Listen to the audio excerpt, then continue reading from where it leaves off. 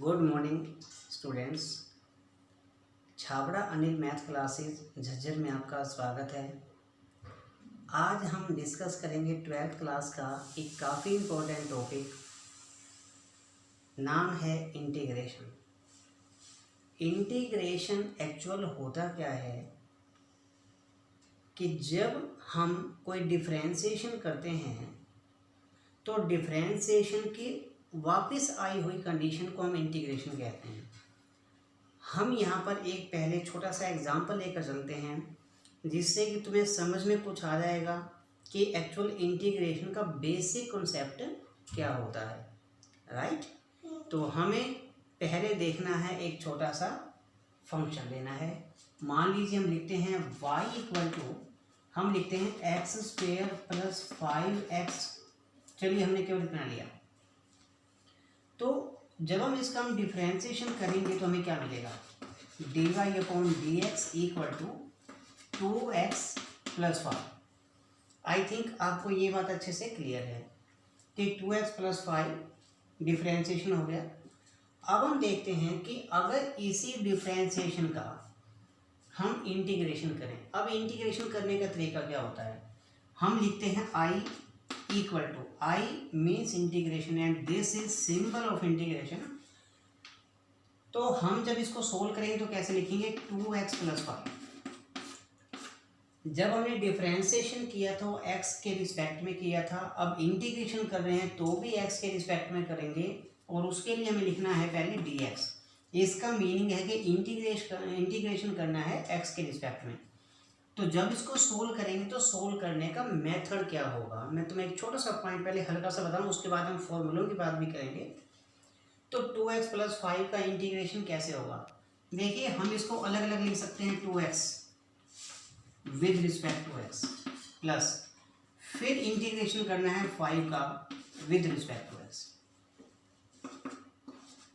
हम 2 को सेम रखते हैं, 2 कोफिशिएंट था, x की पावर जितनी भी है, क्योंकि हम कर रहे हैं x के रिस्पेक्ट में, तो x की पावर जितनी भी आपको मिली ऊपर उसमें 1 प्लस कर दो। तो देखिए यहाँ पर x की पावर पहले 1 थी, 1 प्लस करेंगे तो 2 आ जाएगा।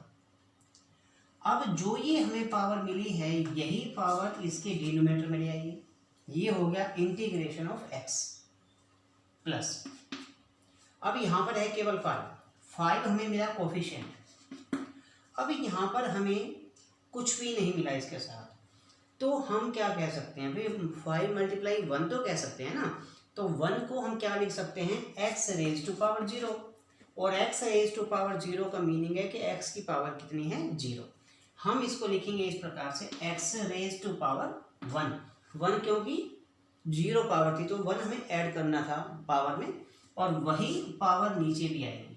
तो हमें यहाँ से क्या मिला, 2 से 2 कैंसिल हुआ तो मिलता है x square plus 5x।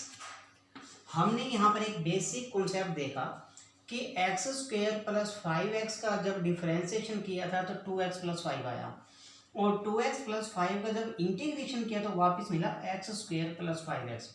I think यहाँ तक तुम्हें बात अच्छे से क्लियर हो गई होगी। तो ये था हमारे पास बेसिक कॉन्सेप्ट ऑफ इंटीग्रेशन।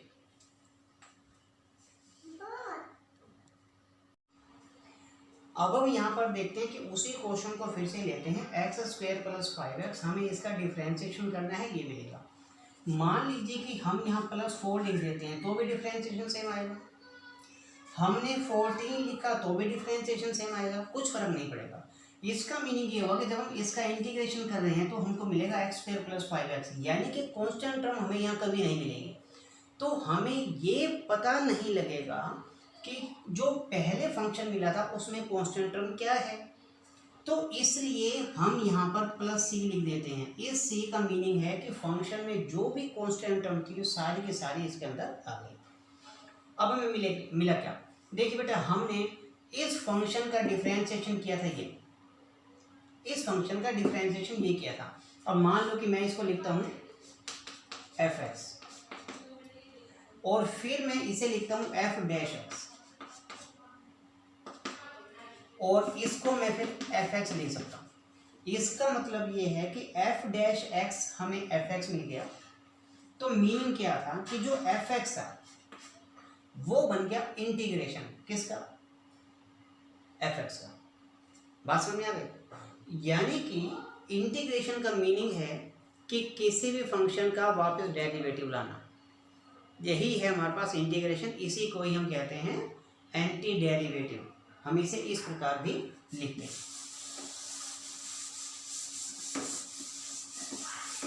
अब हम यहाँ पर ये समझने की कोशिश करेंगे कि इसके फॉर्मूले कैसे अप्लाई कर सकते हैं। अभी हमने क्या पढ़ा कि एक्चुअल जो एंटी डेरिवेटिव है वही इंटीग्रेशन भी है।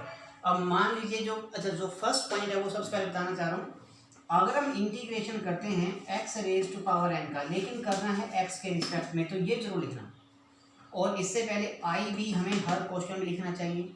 X raise to power n का इंटीग्रेशन क्या मिलेगा, बिल्कुल कंडीशन सेम रहेगी कि एक्स की जो पावर है उसमें 1 प्लस कर दो, एक्स की पावर है उसमें 1 प्लस कर दो, और जो भी हमें पावर मिलती है वो साथ में नीचे ले आइए बस, और साथ में plus C, that is the answer. ये है फर्स्ट फॉर्मूला, यानी कि basic formula of the integration. I think समझ में आ गया होगा।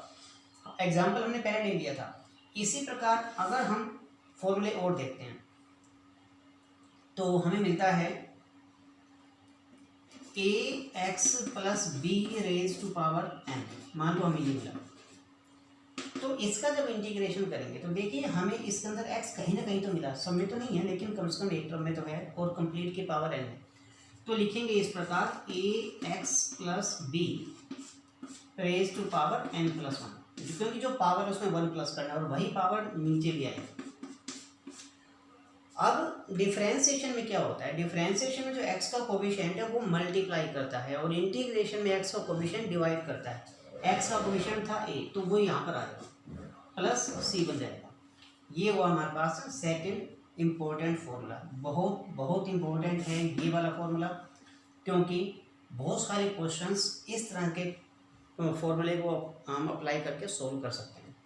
अब हमें ये देखना है कि कंडीशन मैंने देखी थी, इंटीग्रेशन होता क्या है, एंटी डेरिवेटिव। यानी कि अगर हम एक्स स्क्वेयर का डेरिवेटिव करते हैं तो क्या मिलता है, 2x।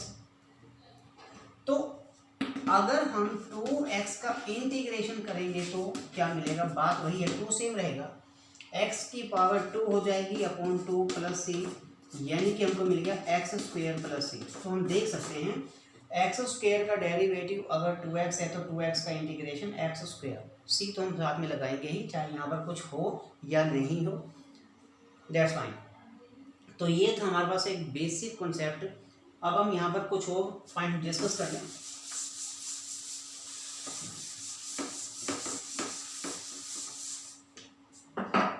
हम लिखते हैं डेरिवेटिव ऑफ साइन एक्स क्या होता है, कोस एक्स। यस, यही होगा, वेरी गुड।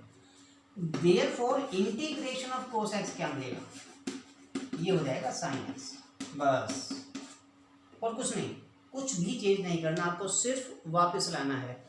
इसी प्रकार से अगर हम लिखते हैं derivative of E raise to power X equal to E raise to power X, इसका मीनिंग है integration of E raise to power X मिलेगा E raise to power X plus C. I think काफ़ी अच्छे से ये बात समझ में आ गई होगी। अगर हम लिखते हैं कोस एक्स का डेरिवेटिव,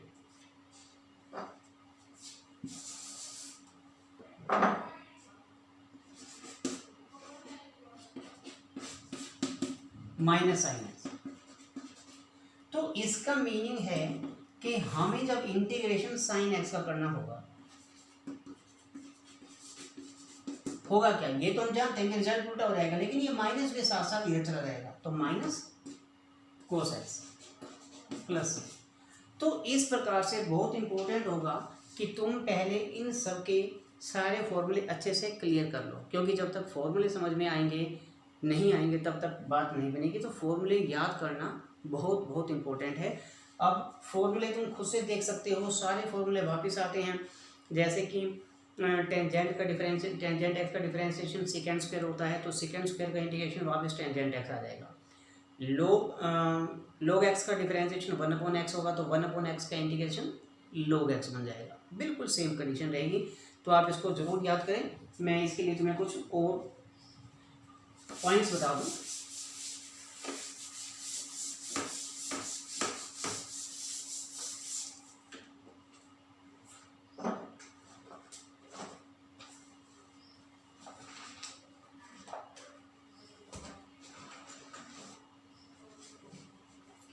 मान लीजिए कि हमें एक क्वेश्चन मिलता है यहाँ पर,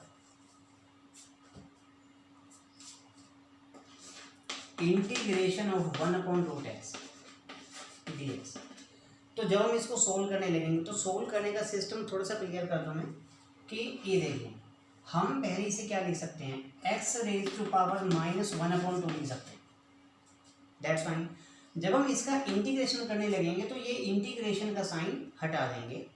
हमें करना क्या है कि x की पावर जितनी भी है उसमें 1 प्लस कर दो, -1/2 प्लस 1 करेंगे तो 1/2 बन जाएगा, ठीक है। अब जितनी भी पावर आई है वो यहाँ पर आ जाएगी 1/2 प्लस c। तो अब ये जो 1/2 है हम इसको यूँ लिख सकते हैं 2x, और जो पावर है उसको हम यूँ लिख सकते हैं 2√x प्लस c। ये हो गया आंसर। आई थिंक बड़ी आसान सी बात है। तो एक और पॉइंट, मान लो हमें मिलता है secant x into secant x plus tangent x।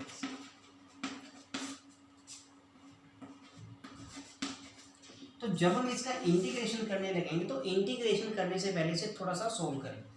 पूरे ब्रैकेट को हम secant x से मल्टीप्लाई करेंगे, secant x into secant x secant square x। हम इसको अलग अलग भी लिख सकते हैं और एक में ही इकट्ठा लिख सकते हैं, और यहाँ मिलेगा secant x into tangent x। अब जब इसका इंटीग्रेशन करेंगे तो देखिए इंटीग्रेशन का सिंबल हट जाएगा, dx भी हट जाएगा। अब हमें मिलेगा क्या, सेकेंड स्क्वायर का इंटीग्रेशन देखने के लिए ये सोचिए कि सेकेंड स्क्वायर किसका डिफरेंशिएशन होता है, टेंजेंट x का होता है। तो सेकेंड स्क्वायर का इंटीग्रेशन टेंजेंट x